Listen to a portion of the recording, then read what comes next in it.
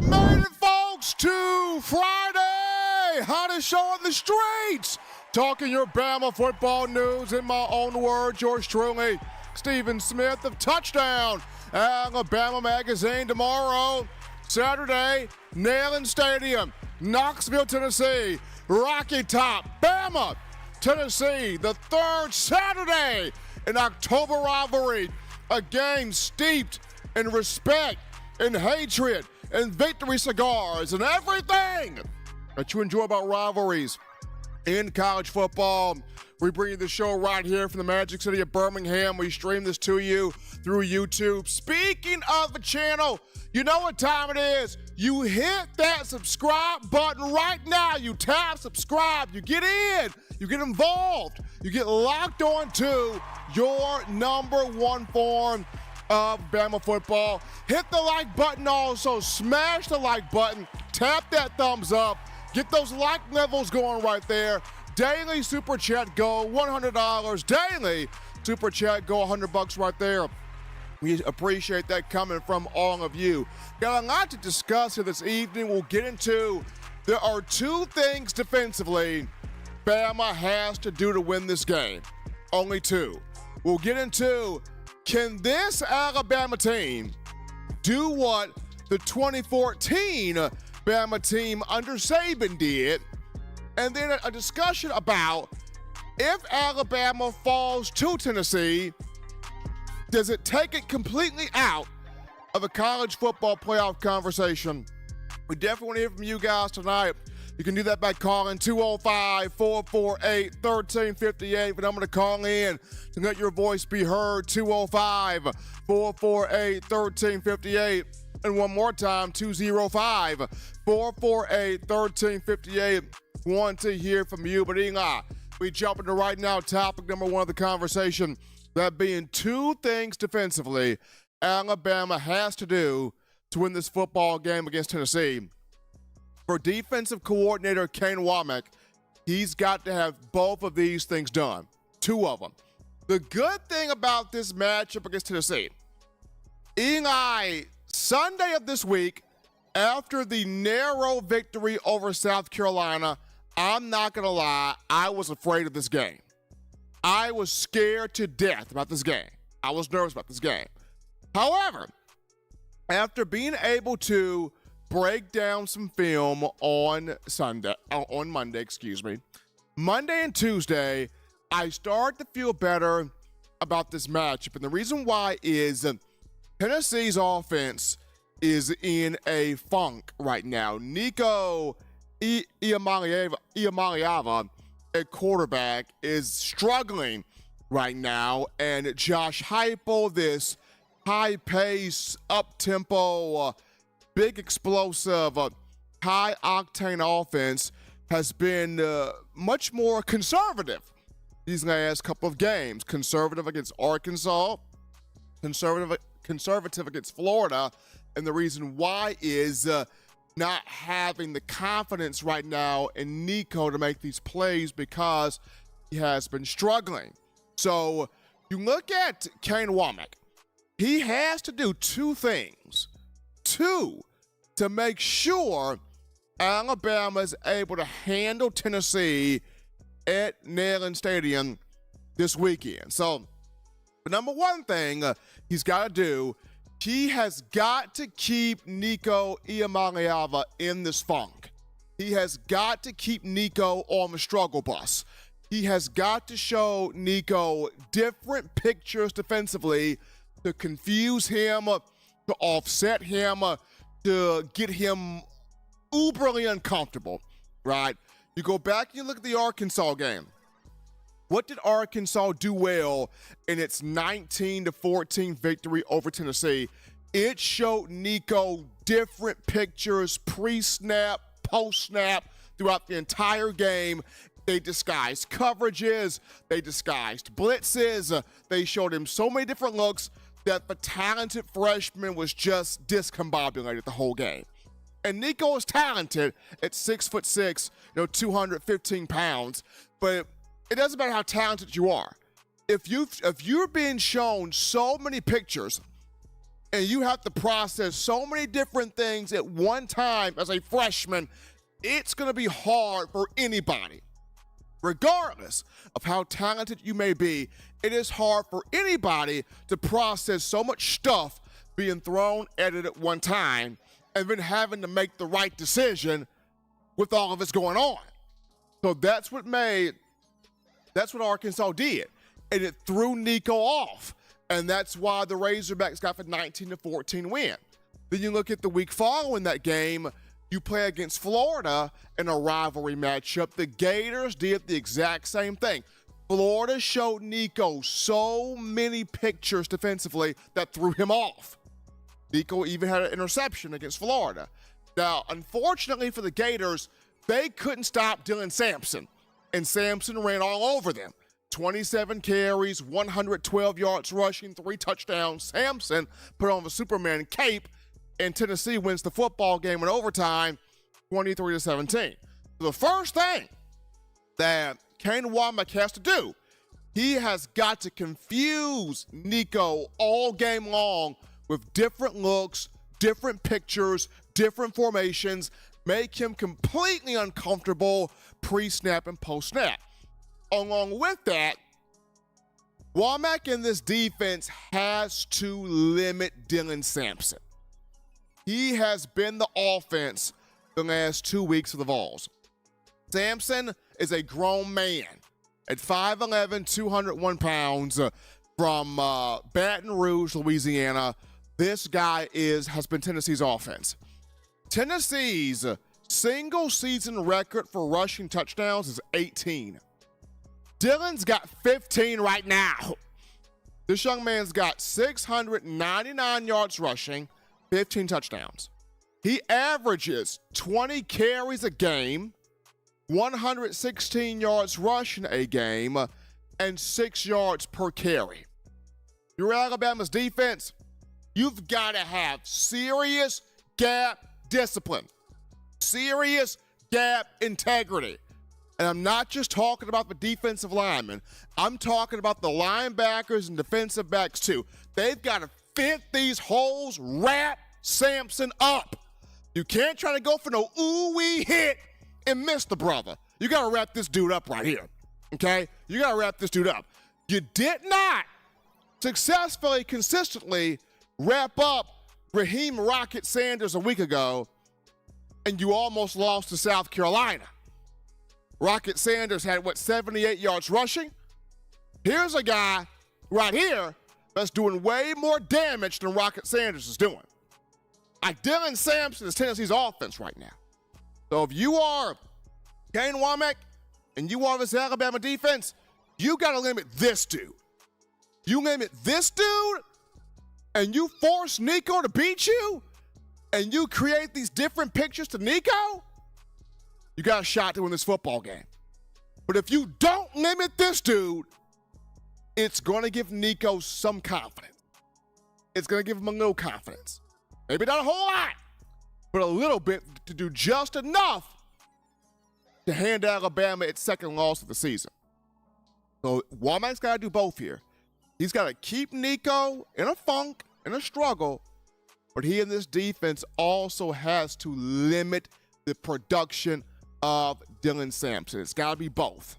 And I feel like if Alabama does both, Eli, it walks out of Neyland Stadium with a win here, because this is a completely different Tennessee team than what you saw 2 years ago.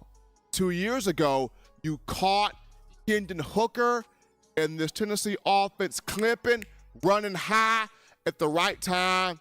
Alabama couldn't stop it. 2 years later, this offense struggling, this offense not quite understanding what it is. Outside of Dylan Sampson, you're Alabama. You got a chance to keep Nico Iamaleava in this state of struggling and limiting Dylan Sampson. But can Kane Womack get this done? We're about to see this weekend. We're going to take our first break here on the show. Don't touch that dial. We're just getting started. Upon our return, we go to the phone lines. We get your calls, your thoughts, your conversations. Hey, folks, light us up on a Friday after this.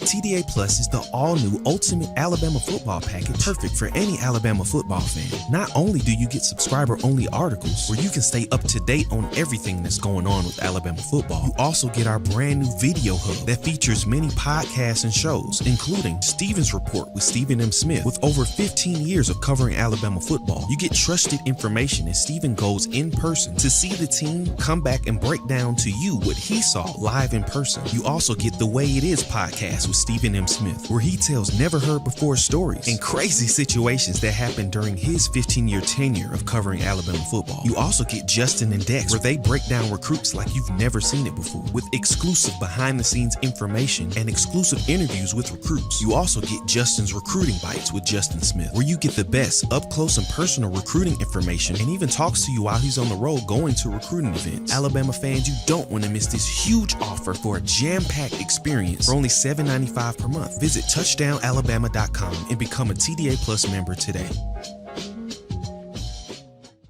Thank you for tuning in. Show your support right now by clicking that like button. If you haven't subscribed, hit the subscribe button now and enable all notifications to make sure you don't ever miss any of the best Alabama football news, notes, and information right here on Touchdown Alabama.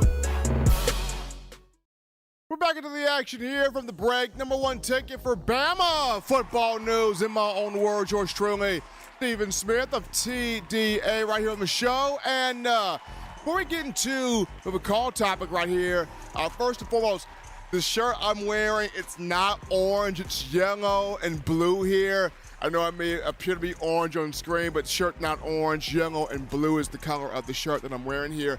But there was a comment about Ryan Williams indefinitely suspended. I have not heard anything about that. I have not heard anything on Ryan Williams being indefinitely suspended. Nobody has talked about that. I don't think that's a real thing there. And in terms of Quay Russaw, inside linebacker, and Jihad Campbell being a rusher this week against Tennessee, I could see Kane Womack making some intriguing changes to increase the pressure, but if that was to change, haven't heard anything on that, but it would be something interesting to keep our eyes on. However, we're back into the action from the break here. We're going to go to the phone lines to grab your calls. Call segment brought to you by the Blue Wrench Gang, 205-448-1358 for number to call in. Let your voice be heard, 205-448-1358 as you guys are getting your thoughts to call in. Guys, show up some love to my man, Big Bill! Bill from New York with that $6 donation. Dropping the love in there. Appreciate that coming from Bill, but cool call topic here. It actually goes to the freshman phenom Ryan Williams. And the question is, can he become the fourth Alabama receiver to have a 100-plus yard outing against Tennessee as a freshman? Remember, 2008, Julio Jones had 6 catches for 103 yards as a freshman against Tennessee in 2008. In 2012, Amari Cooper had 7 catches for 162 yards and 2 touchdowns, freshman, 2012.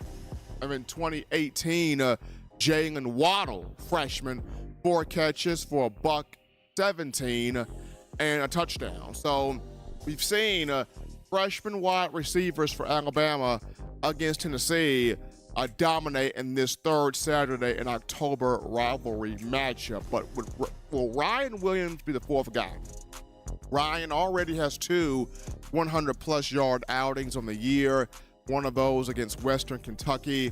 The other one was against Georgia, against the Bulldogs. Ryan, 6 catches, 177 yards, and a touchdown. So we will keep our eyes on, does Hollywood Williams become the fourth wide receiver, freshman, in Bama history to post at least a 100-yard performance against the Tennessee Volunteers. We take another break here on the show.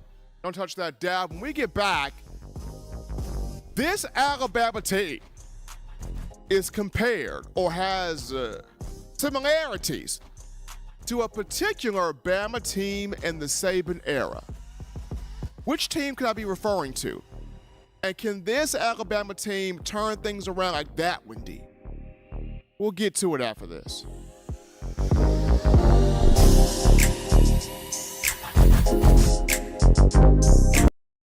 We're out here at Alumni Hall in Tuscaloosa.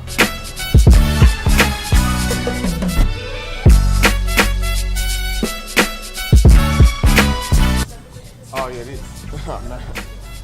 Gotta get this. Gotta get one of these right here. Can't rock that band without this shirt right here, fresh polo. You gotta also rock the all pink, like Kanye West right there. Keychains, gotta get you some keychains. University of Alabama keychains. I'm telling you, if you are a die-hard Alabama fan and you're looking for some big-time apparel, this place has got everything. We're talking shirts, shoes, sweatshirts, hoodies, cups, mugs, keychains. If you're just a Tide fan that has an itch to get more apparel, get more swag in your game, you come right here at Alumni Hall in Tuscaloosa, right here in Midtown Village. And also you can shop online. The link is in the description to get your gear right here at Alumni Hall. Thank you for tuning in. Show your support right now by clicking that like button. If you haven't subscribed, hit the subscribe button now and enable all notifications to make sure you don't ever miss any of the best Alabama football news, notes, and information right here on Touchdown Alabama. All right, folks, we're back, rocking and rolling to the action from the break on a Friday, TGIF edition of the show. Number one ticket for your Bama football news. In my own words, yours truly, Stephen Smith of TDA. Continue hitting that like button, tapping the thumbs up right there, raising those like levels up, hitting that subscribe button also, getting yourself locked on to the hottest show on the streets right here. Also, the daily Super Chat Go, $100. Daily Super Chat Go, $100 right there. We appreciate that coming from all of you. But right here, we look at Eli. This Alabama team under Kalen DeBoer, his first year as the Crimson Tide's head football coach, resembles one particular team in the Nick Saban era. And that particular team is the 2014 Alabama team. This team kind of resembles that group in a lot of ways in the Saban era, that 2014 team. And so here's why I say that. So the examples here on screen, the similarities, you can look at them right here. Both teams have a young defense. That 2014 Bama team had a young defense. Remember, guys like Landon Collins, Cyrus Jones, Eddie Jackson, Reggie Ragland, they were kind of growing into being leaders. They weren't quite leaders yet. They were kind of growing into being leaders. Much like this defense, when you look at Deontay Lawson, Jihad Campbell, Malachi Moore, Keon Saab, a lot of guys on this defense, T.M. Keenan, they're growing even more into being leaders. They're not full-blown alphas. They're kind of still growing into that stage there. So both teams, young defense, right? But you look at both teams had one marquee explosive receiver. That 2014 team, that was Amari Cooper, the one marquee explosive receiver. This team right here, it's Ryan Williams, the number one marquee explosive wide receiver. But number three, both teams have a quarterback that has to prove himself every week. That 2014 team, Blake Sims had to prove himself every week. Blake Sims had to show everybody, I am the quarterback. I am the guy, right? Because 2014, it was all, you got Jacob Coker in here, this transfer from Florida State, 6'5", 240 pounds. He's the guy. He's the man. He's the dude. And Blake Sims had to show up each week going, no, I'm the guy. No, I'm the dude. No, I've been here. I've stuck around. This is my team. Right? Kind of the same thing here with Jalen Milroe. You still have some fans that feel like it shouldn't be Milroe's team. It should be Ty Simpson's team. It shouldn't be Milroe's team. It should be Dylan Larnigan's team. It shouldn't be Milroe's team. You got Austin Mack, this transfer from Washington. It should be his team. Jalen has to prove that this is my guy. This is my locker room here, right? So there's a similarity there. You look at that 2014 team, it had a tough loss on the road against Ole Miss. I was there at Vaught Hemingway Stadium. I was there on that god-awful turf field in Oxford.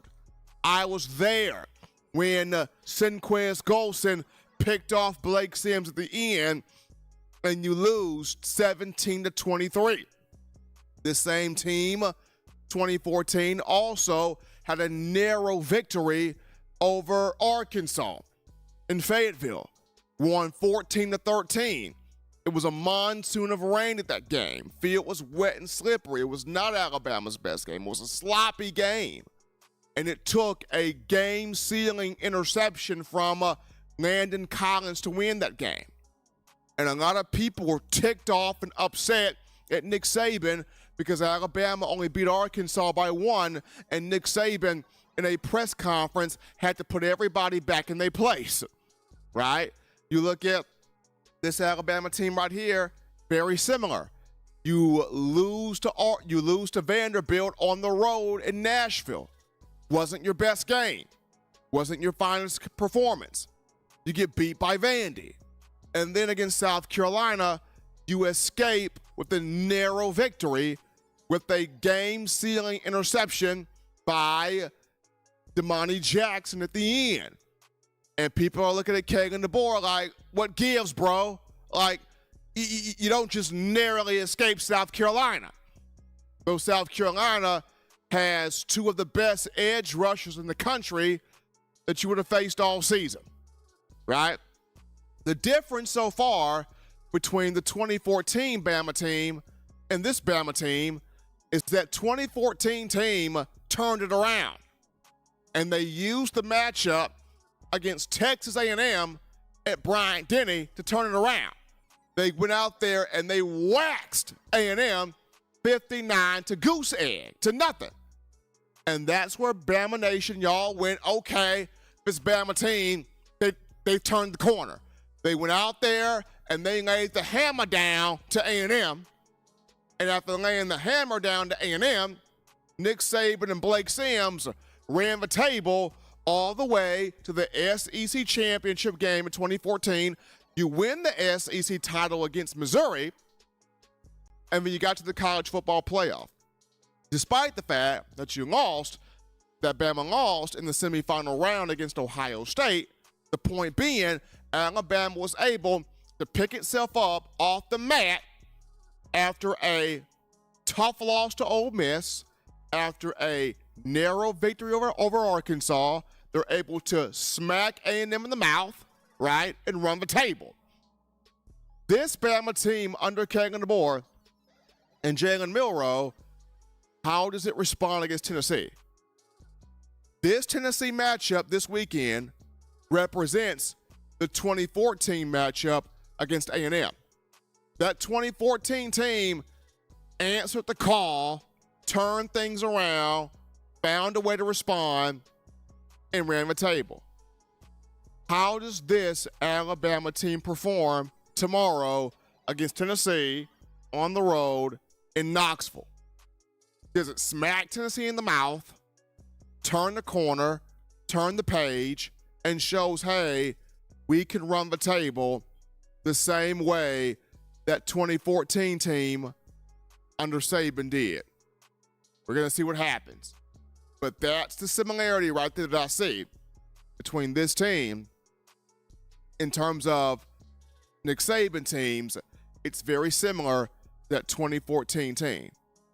We saw how Blake Sims and company handled it. How does Jalen Milroe and company handle it starting tomorrow? We take another break here on the show. Don't touch that dial, folks. When we get back, return to the phone lines. Light us up. Let's get your thoughts, your conversation, your score estimations in here. How do you think this game is going to go? Drop your score thoughts in the chat line. We'll be back to you guys after this.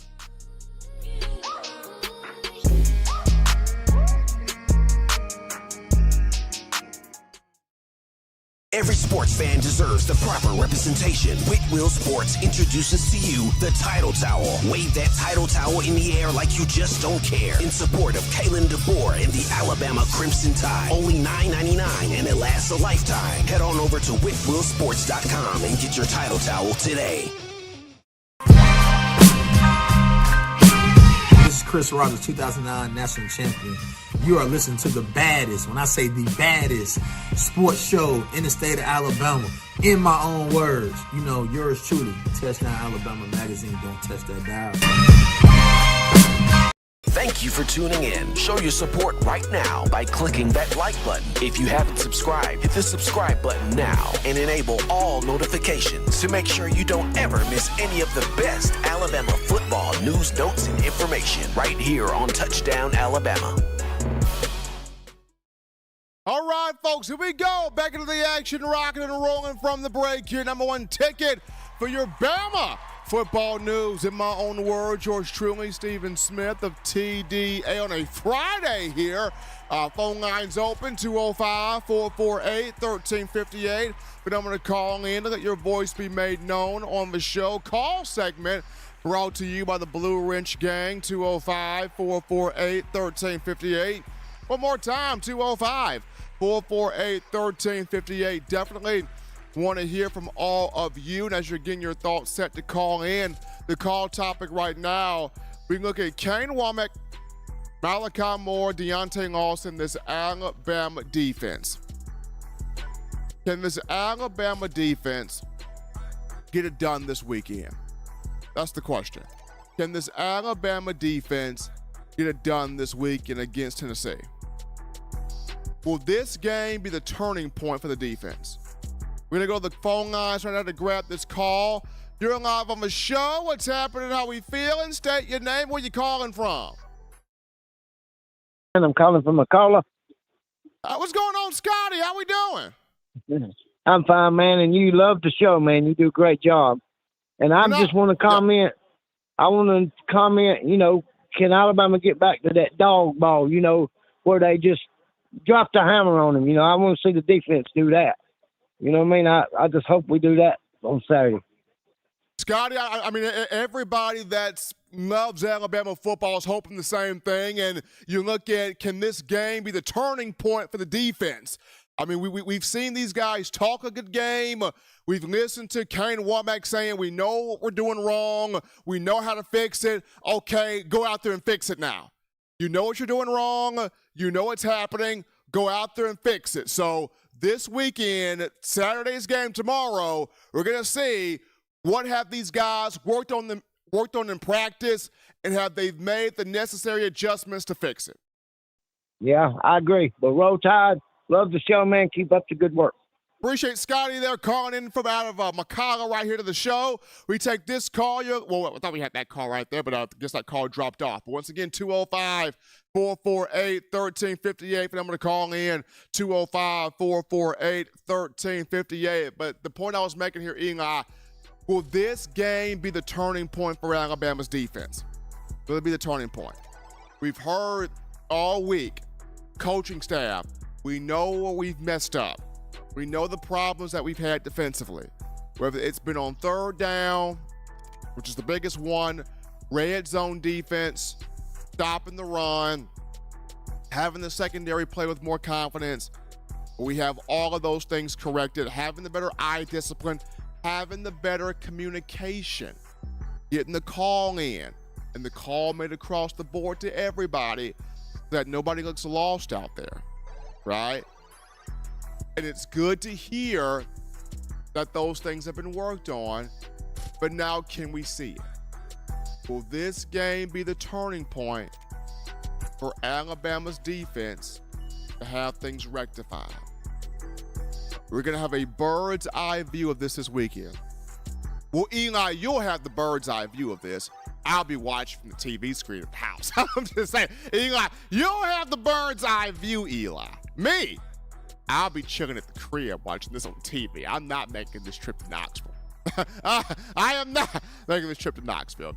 Hopefully, Eli, it'll be better for you than what it was for you 2 years ago. Because 2 years ago, Eli, and I feel so bad, I sent you up there by yourself, Eli, 2 years ago, and it was a miracle, man, that you came home. It was a miracle that you made it home, Eli. That was tough on you, man. That was real tough. Hopefully, Alabama will do you much better justice. And Eli, oh man, Eli, you almost got trampled to death. Well, Eli, now at least you know how I feel, bruh. Remember, I was at the 2019 Iron Bowl when Joseph Belovis missed the field goal right in front of me. I almost got trampled at Jordan Hare.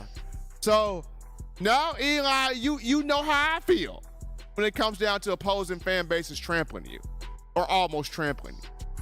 We take this call right here. You're live on the show. What's happening, how we feel, and state your name, where you calling from. Hi, Stephen. Bill from New York. What's up? Doing good, Bill. Bill, how's the heart pumping? We're almost at this game. How's the heart going, Bill? Well, I'll tell you. You know, a couple of weeks ago, I was in the supermarket. I saw these vitamins. It says stress relief, anti-stress or whatever. They were on sale. I figured, let me pick up a bottle. You know, Diana thinks they work. You know, she's saying to me, hey, let's do this, let's do that. I say, hey, sure, no problem. You know, but when these last few weeks, there I am on game day sending Wayland obscenity-laced, horrible tirades. You know, I wouldn't want my pastor to see the things that I say to that man. You know, so what we got to do is we got to run the football. We got to run successfully. We got to out-muscle them.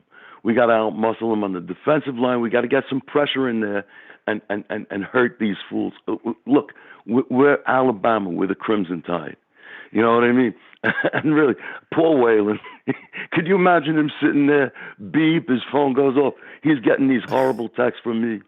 You know, come on. You know, we got to do something. You got to, Bill, you got to give Whalen credit for the trooper that he is. For Whalen to sit there and be able to just decipher all of this while trying to watch the game himself, you got to give Whalen a lot of love there. Yeah, one day have him show. No, don't even have him show you the horrible things I say. Oh, absolutely. I mean, we've got to get just a full-on like TDA blooper reel of what goes on behind the scenes of not just you, the fans, but also this show. Because there are some bloopers that Eli, myself, and John, we all have that U.S. fans will be like, that really goes on? Oh, man. But, you know, look, we're still Alabama. You know, we can beat these people. You know, their defense looks okay, but I say you got to run the ball on them. You got to run the ball. Got to. And one more thing, got to. Stephen, we have such good tight ends. They're all good. All of them are good, you know, and that would help Milroe so much because, you know, like last week they put a lot of pressure on him. How long does it take to throw a pass to the tight end? And they're all coming into blitz. Just hit the tight end right over the middle. I'm telling you, they're getting big yards doing that. But I'll let you go. I'm gonna be calm as calm as I can, taking my happy pills and whatever.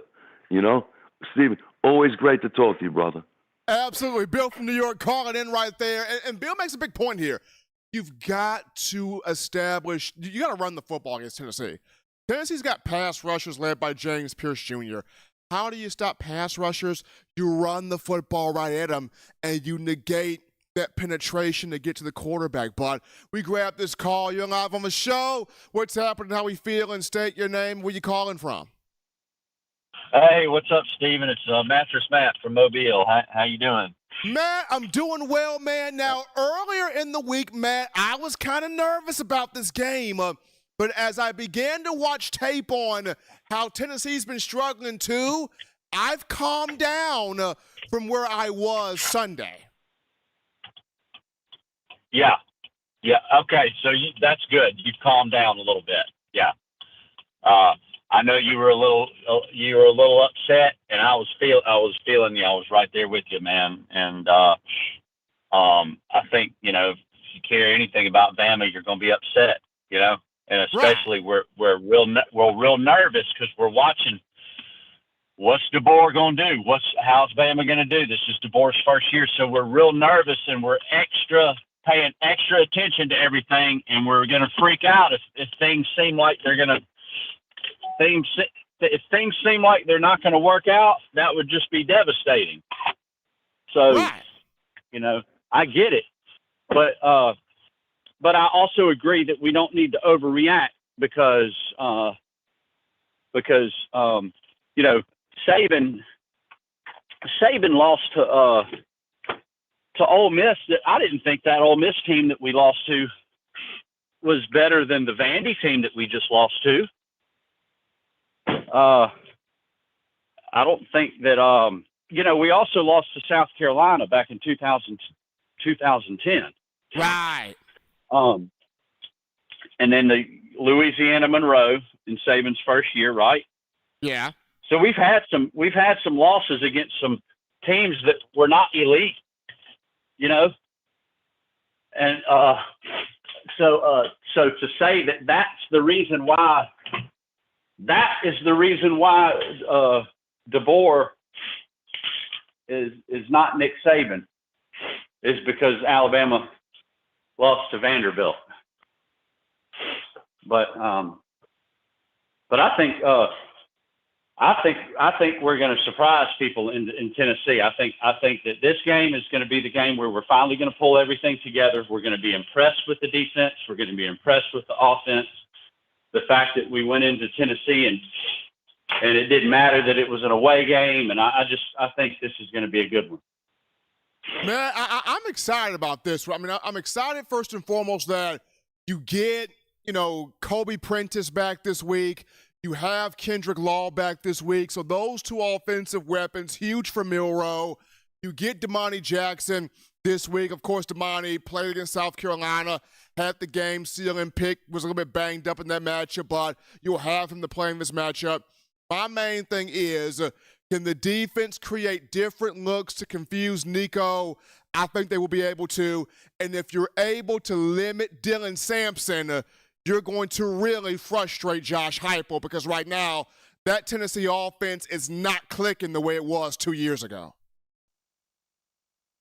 No, and I really just don't know. I'd like to be excited and just say okay, but I'm hesitant. I mean, I don't know what to expect. And that's kind of the craziest thing, Matt, about this football season is everybody's kind of on the edge of their seat going, well, is Bama still Bama? Can Bama still win and succeed without Nick Saban as the head coach? Can DeBoer really keep the attention on the main thing and having Alabama compete for championships and winning football games? So this season, it's got everybody on the edge of their seat just to how new everything is. But so far, you're 5-1. Is it the prettiest 5-1? No, but you're 5-1. And here's a matchup where, like you mentioned, Matt, if you can put everything together and turn that corner, it can really be something. Hey, real quick, I just had a thought. What does the team have in common from the second half of the Georgia game and the whole Vanderbilt game? What was the one factor that was different about the team? That's a good question. From the Georgia game, Kendrick Law was not there. Right. Kendrick Law was not there. Right. Kendrick Law was not in the game on the second half of Georgia and the whole Vanderbilt game. That's correct. He goes out there and he gets in front of everybody on the field and levels everybody in the way. And so wherever the guy with the ball is, if he's where Kendrick Law's at, he's going to get some yards. The guy is the best blocking receiver on the team. It creates an atmosphere in the game. It creates an atmosphere in the game that's just second to none. The Kendrick Law just being out there, I think makes the whole team better, even the defense. I think so, because Kendrick Law, best blocking receiver on the team, Kendrick Law is taking on the personality of Ardarius Stewart. Ardarius Stewart was highly underrated, But Ardarius Stewart did all the dirty work that nobody else would do. And he made that team better. Kendrick Law has taken on that same personality. Yep. He's taking Well, on I'm excited. I'm glad you're doing a live show tonight. I'm glad to be able to call in and talk to you. I missed calling in and talking to you, my friend. I hope you have a good night. Absolutely. Mattress Matt calling in from Mobile, giving us his thoughts here on the show. Kendrick Law does take on that persona of Ardarius Stewart. AD did a lot of dirty work, and Kendrick Law does it also. So happy to have him back here this week. We take this call. You're live on the show. What's happening? How we feeling? State your name. Where you calling from? Stephen, I see Bill in the chat says the Crimson Tide 41, Tennessee 17. The president has finally made it back from COVID-19. How's everybody doing tonight? Hey, thank the Lord. We got the president Waylon back in here, then whooped up COVID. Happy to have you back in here, Waylon. I'm glad to be back. That's what Alabama's got to do tomorrow. They got to open up a can of whip ass tomorrow. Maybe it's I don't know. I never was too great at making score predictions, but I feel like maybe it's one of those ball games. It's sort of like Coach Bryant used to say, you may have to score every time you get the hands on the ball, and whose defense gets gas first. Right. So in my opinion, if Alabama wins the coin toss tomorrow, I'm taking the football. I'm taking the football. I'm making Tennessee play catch up. I'm making Tennessee play catch up. I'm taking the ball if I win the coin toss. Yeah, you have to take it. I mean, I would absolutely take it. It's and be sound also in like Coach Bryant said, in the kicking game and special teams. The kicking game and special teams, we don't talk a whole lot about that, but it may play a big role tomorrow. I don't know what your opinion is, but I've got a feeling it may play a big role. I will say this. In the kicking aspect, James Burnap has been solid, has been great punting this season. He's been sound punting. Graham Nicholson, the kicker, that kind of concerns me because he's only attempted one field goal so far this year, which was a 42-yarder against Wisconsin, and the win kind of pushed that one. You really don't know what you have in Graham Nicholson right now. With Will Riker throughout his career, you knew what you had in Riker. You knew if I send 16 out here, he's going to make the kick. You don't feel that same way about Graham because we haven't seen Nicholson out there a whole lot kicking field goals. He's only attempted one, so that's going to be interesting, Waylon. Yeah, it's going to be interesting, but it sure is. But I know we got a lot of people calling and out, all the people in the chat. It's good to see everybody. Keep the show rolling. We're glad you're back in the studio taking calls, and we love to see you at the, I don't know now, you might ought to be back in the studio, but I think Rye has taken over the home studio. You know what? I'm telling you right now, Mariah, my daughter, has really taken over the home studio. There's been some calls, some questions about should she be the successor? Should she have her own segment on the show? Which that's being put into work, so that's coming at some point. She's doing a great job. She's doing a great job. Keep her going there. She may be the successor one of these days. You never know. All right, I love all y'all. Let's stay behind the Tide tomorrow. Keep them going. We win, lose, or draw. We Alabama. And that's all. That's the bottom line. That's just the way it is. I love all y'all. I'll see y'all on Monday. Maybe we'll have a victory in our under belt, and we can do a little crowing, and we'll be off to the races. I love all y'all. We'll see y'all Monday. Bye-bye, everyone. Appreciate Waylon calling into the show. Happy Waylon. Whooped up COVID, back in action. Happy to have Waylon in here on the show. So, funny story here, Eli, if I'm permitted to tell this. So, Mariah knew something about Alabama football before I did. It's a funny story, Eli. You'll get a kick out of this. Last year, Bama's playing South Florida, right? It's the week of the South Florida game. I am on the couch, right? And Mariah and I are having this conversation about the team. And we didn't know that Jalen Milroe was going to be benched for this game until it actually happened. Mariah's looking at me, and she goes, Dad, Jalen Milroe's not playing? And so I'm like, well, baby, it looks like he's not playing. She's like, well, Dad, who's going to be the quarterback? And I go, well, baby, it's going to be Tyler Buckner. Mariah, just full on instinct. Mariah puts her face in her hand. He goes, Dad, I think we're gonna be messed up. I'm like, Mariah, why you say that? She goes, Dad, Tyler Buckner sucks. He doesn't know where to throw the ball, how to throw the ball, which place to throw the ball. He sucks. I'm like, this is my daughter, full on, knowing this. Me?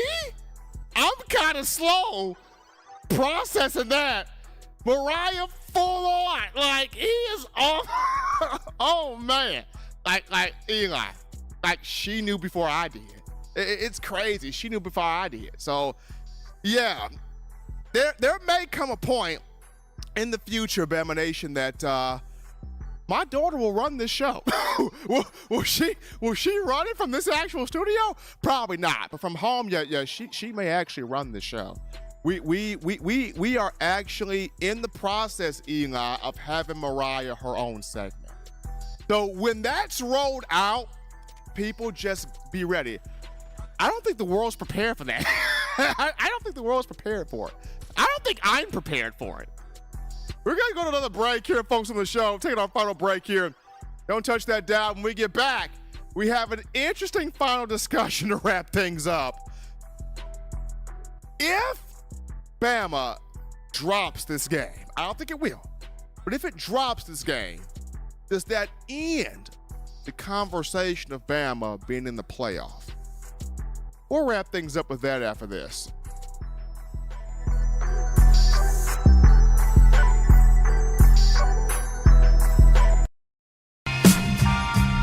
I'm Malachi Moore, and you're watching In My Own Words with Stephen M. Smith on Touchdown Alabama YouTube channel. Thank you for tuning in. Show your support right now by clicking that like button. If you haven't subscribed, hit the subscribe button now and enable all notifications to make sure you don't ever miss any of the best Alabama football news, notes, and information right here on Touchdown Alabama. What's going on? This is Benny Bice. I'm the founder and owner of Touchdown Alabama. And you guys are supporting one of the only independent outlets covering Alabama football today. No other sports, no networks, just Alabama football. Roll Tide Roll. All right, folks, here we go. Back into the action from the break. Number one ticket for your Bama football news on a Friday, TGIF edition of the show. Appreciate all of you guys checking us out here today. Bama taking on Tennessee tomorrow. Third Saturday in October rivalry from Knoxville, Neyland Stadium. Of course, I will not be there. Eli will be. So keep your eyes on Eli, John, Justin. Those guys will be in Knoxville. I will be chilling at the house watching this matchup. But when you look at the final topic of conversation here, people, or the final discussion of conversation, everybody's talking about, this game means so much to both teams when you look at the college football playoff picture. And you have some national media pundits going, if Alabama loses this game, Alabama's in big trouble, big trouble if they lose this game. If Alabama loses this game, you can kiss the college football playoff goodbye if the tide falls to Tennessee. Which brings me to this discussion. If Bama drops this game, is the college football playoff discussion over? My answer to that, no, but it becomes very thin, right? No, it doesn't. It's not over, but there's no more wiggle room left.